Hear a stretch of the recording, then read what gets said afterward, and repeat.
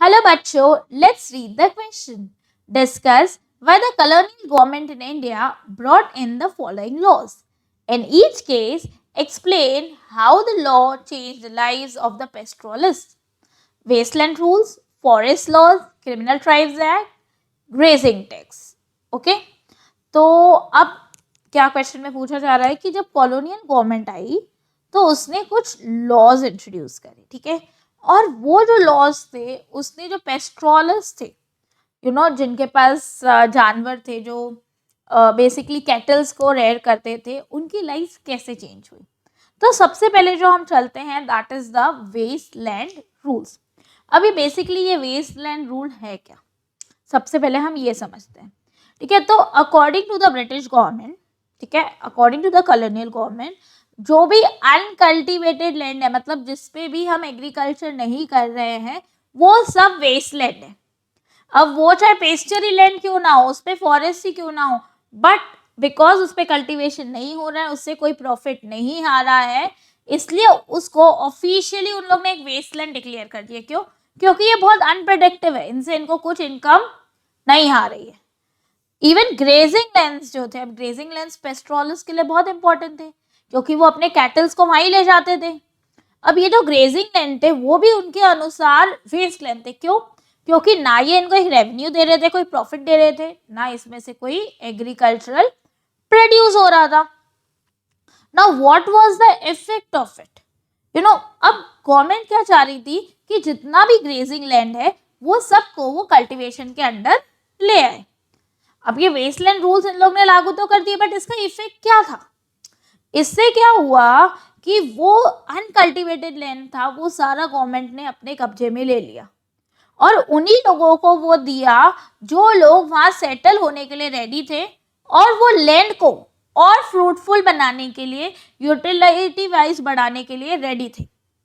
ठीक है, इसका मतलब क्या था कि वो लैंड पे वो लोग कल्टीवेशन करवाना चाह रहे हैं और अब पेस्टर्स वहां से खत्म हो जाएंगे, जिसके वजह से क्या हुआ, पेस्ट्रोलर्स की लाइफ में प्रॉब्लम आने लगी। They started facing hardships because now they don't know where to take their cattles to feed. Very problematic situation, right. अब देखते हैं नेक्स्ट एक्ट पे। नेक्स्ट एक्ट था हमारा फॉरेस्ट एक्ट, ठीक है। अब क्या करा ब्रिटिश ने, क्या बोला कि ये जो पूरा फॉरेस्ट है इसको हम दो तरीके में डिवाइड कर देते हैं। एक है रिजर्व्ड फॉरेस्ट, ओके। अब रिजर्व फॉरेस्ट वो फॉरेस्ट है कि जिसमें घुसने के लिए भी आपको एक एंट्री फी देनी पड़ेगी, और दूसरा है प्रोटेक्टेड फॉरेस्ट जिसमें आप घुस ही नहीं सकते बिकॉज वो कमर्शियली बहुत इंपॉर्टेंट है, ठीक है। इसका मतलब दोनों ही फॉरेस्ट में आप अब घुस नहीं सकते। अब इसका इफेक्ट क्या हुआ पेस्ट्रोलिस्ट पे, अब पेस्ट्रोलिस्ट वो एरिया में जा ही नहीं सकते थे। They could no longer stay in that area, वो लोग तो रहते भी वहीं थे, यस।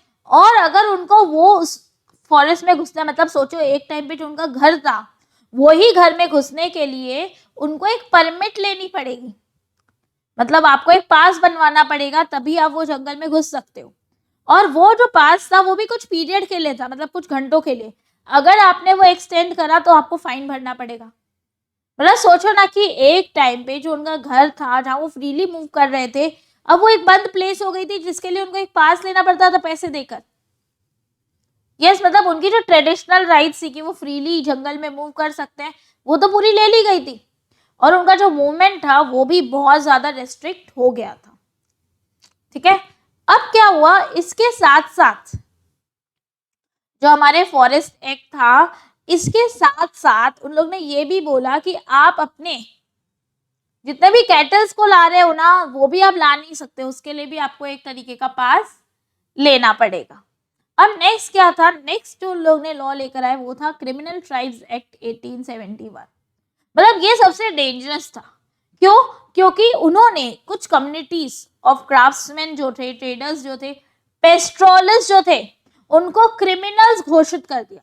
बोले ये तो बर्थ और नेचर दोनों से ही क्रिमिनल हैं। और क्यों क्रिमिनल है? क्योंकि ये जंगल में फ्रीली घूम रहे हैं, इसीलिए। I mean what a joke it was. But अपन ये पहले देखते हैं कि इसका इफेक्ट क्या था। ये क्रिमिनल ट्राइब एक्ट आने के वजह से पेस्ट्रोलर्स के लाइफ पे क्या हो गया था। अब ये जो नोमैडिक कम्युनिटीज थी उनको क्या बोल दिया क्या कि अब आप शिफ्टिंग कल्टीवेशन नहीं कर सकते, अब आप अपने पेस्ट्रोलिस को एक जगह से दूसरी, मतलब आपके जो एनिमल्स हैं उनको आप एक जगह से दूसरी जगह लेकर भी नहीं घूम सकते, आपको एक नोटिफाइड विलेज में ही रहना होगा, आपको यही विलेज में रहना पड़ेगा, आप ये विलेज छोड़ के भी नहीं जा सकते, आप परमिशन के बिना यहाँ से निकल ही नहीं सकते हो। इतना ज्यादा कि उनको इतना क्रिमिनलाइज कर दिया था कि पुलिस रखी थी उन पे नजर रखने के लिए, और वो एक जगह से दूसरी जगह फ्रीली मूव ही नहीं कर सकते थे, मतलब बंधन बांध दिया था उनको, जंजीरों में बांध दिया था ब्रिटिश गवर्नमेंट। ठीक है, उसके बाद जो गवर्नमेंट लेकर आई वो था ग्रेजिंग टैक्स। इमेजिन आप घर में बैठ के खाना खा रहे हो या और आपको एक तरीके का टैक्स देना पड़े खाना खाने के लिए, बस वही था ग्रेजिंग टैक्स। ये गवर्नमेंट ने मिड 19th सेंचुरी में इंट्रोड्यूस किया था। इसमें क्या था कि पेस्ट्रोलिस को तो पहले तो खुद तो पास लेना ही है जंगल में जाने के लिए, बट हर जानवर जिसको वो जंगल में ले जा रहे हैं, ठीक है, फॉर ग्रेजिंग पर्पसेस, उसके लिए उनको टैक्स देना पड़ेगा। और ब्रिटिश क्या था, ब्रिटिश को पता है कि पेस्ट्रोलिस को तो जंगल में जाना ही पड़ेगा जानवरों को लेकर, क्योंकि जानवरों को तो भूखा नहीं मार सकते ना वो लोग, तो लोग टैक्स बढ़ाते गए और उसके साथ साथ जो एफिशिएंसी थी टैक्स कलेक्शन की वो भी बढ़ाते गए। मतलब एकदम पर्टिकुलरली जंगल में घुसना, यस काउंट करते थे, ठीक है चलिए इतना पैसा दीजिए फिर आप ये एनिमल्स को अंदर लेकर जाइए। मतलब इसका इफेक्ट इतना ज्यादा था कि पेस्ट्रोलिस को पास शो करना पड़ता था और टैक्स पे करना था पेस्चर में घुसने के पहले। आप सोचो को कितना इकोनॉमिक हार्डशिप आ गई थी कि उनके जानवर उनको इतना रिटर्न तो नहीं दे रहे थे, अब उनको खाना खिलाने के लिए वो पैसे कहाँ से लाए। सच अ डिफिकल्ट थिंग, एग्रीइंग और डिसएग्रीइंग, एग्रीइंग राइट। तो अब जब हम देखते हैं ये लॉस, आप समझ सकते हो वो कितना ज्यादा हर्टिंग था, कितना डिफिकल्ट लाइफ बन गई थी पेस्ट्रोलिस की because of these rules, because of this loss. I hope you have understood the question as well as the answer.